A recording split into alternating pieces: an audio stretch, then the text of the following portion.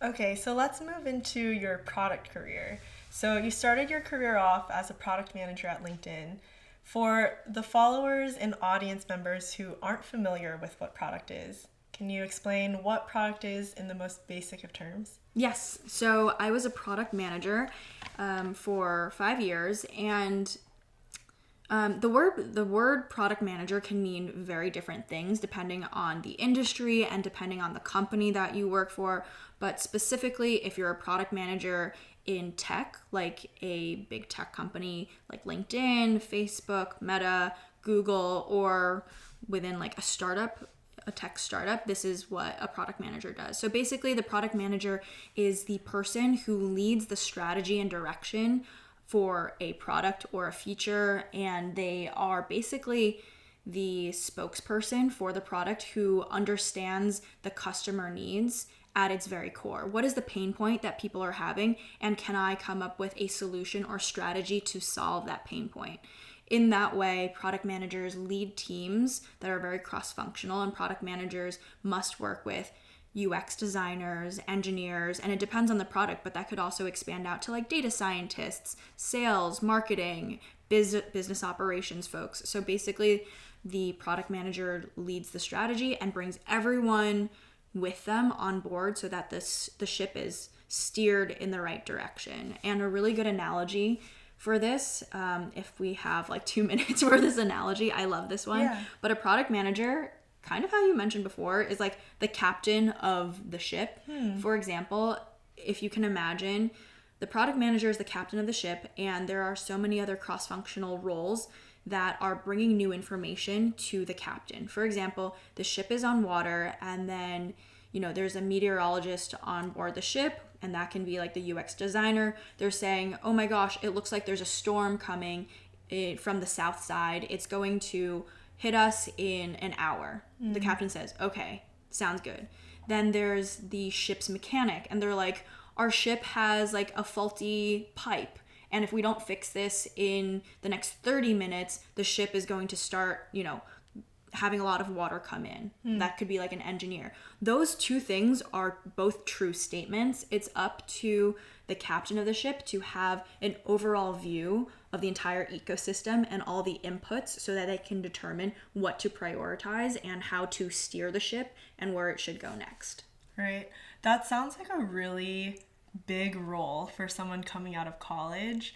Like you're a jack of all trades, you're the captain of the ship. What was that transition like graduating from college and working in this really intense kind of management type role? It was really exciting. It was really, really fun. I think I'm someone who gets energized by having a lot of different types of roles and ideas and working different parts of my brain. So I think working with like engineers, I come from a technical background, like that felt very exciting to me. Then also on the other side, working with designers, like UX designers on like how should this feature be organized, what is the information hierarchy and architecture, that was really fun for me. It was exciting. It was definitely challenging, but I was like very up for the challenge because it was something that I enjoyed doing. How did you know that product was the direction you wanted to go out of college?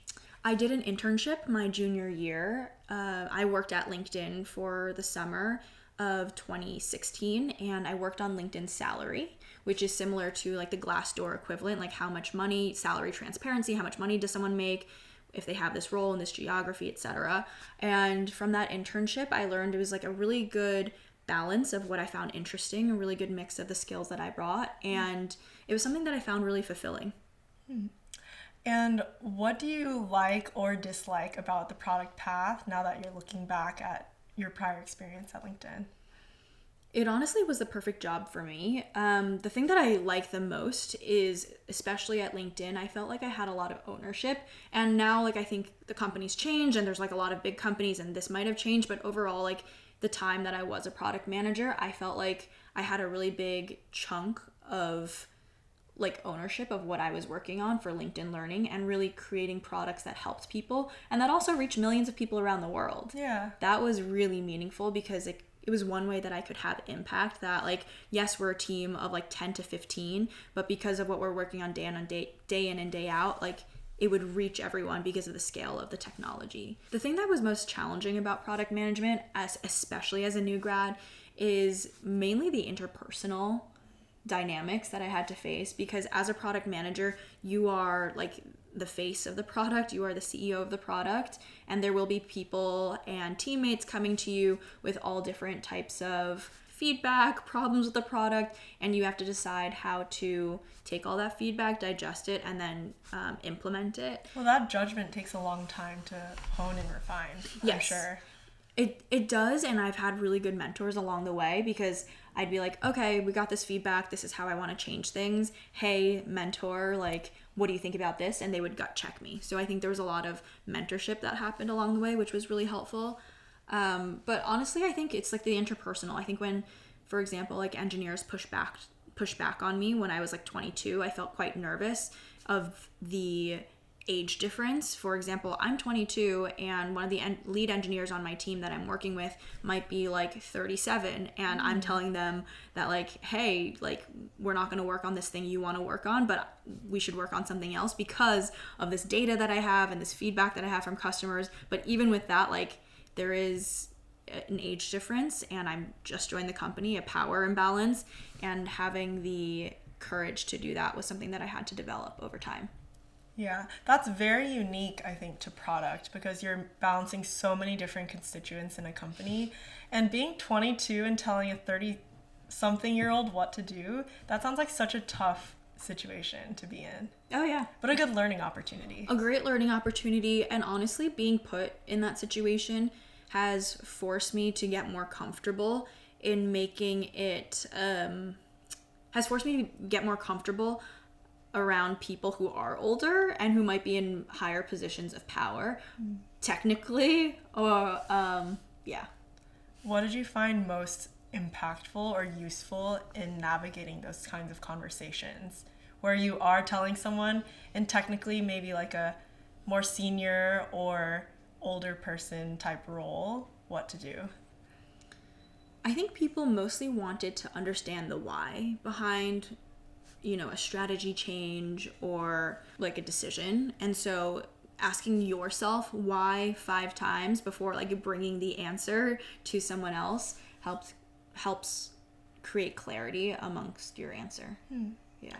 My last question around product is, what brought you to LinkedIn specifically? You mentioned you were able to touch so many people through the products you were working on, and I feel like that dovetails really well with your current career path as a content creator. So I'm curious, like, what sparked that interest from the very beginning? Yeah. Logistically, I got the internship from LinkedIn. I applied to many places, but I got the internship my junior year, and that transferred into a return offer at the end of the summer. And then I went back to LinkedIn full time, which is how my tech career started. But from a like mission and vision standpoint, it was what really attracted me to the company.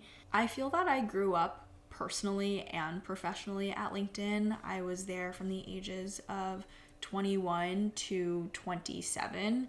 And in that time period, really had like instilled in me how important it is to have a mission and vision in what you're doing. Otherwise, I would come to work and feel disempowered, like, what are we all doing here? And really having a mission and vision that I like truly believe in, because for example, many companies have vision and mission statements that, you know, are kind of fluffy, and you can, you know, do all the mental gymnastics that you need to like try and believe in it, but if you actually don't, then it's not really meaningful. So one of the things that LinkedIn instills in us is that their mission is to create economic opportunity for every member of the global workforce. And the way that I like literally just rolled off my tongue is because they said it so often at every all hands.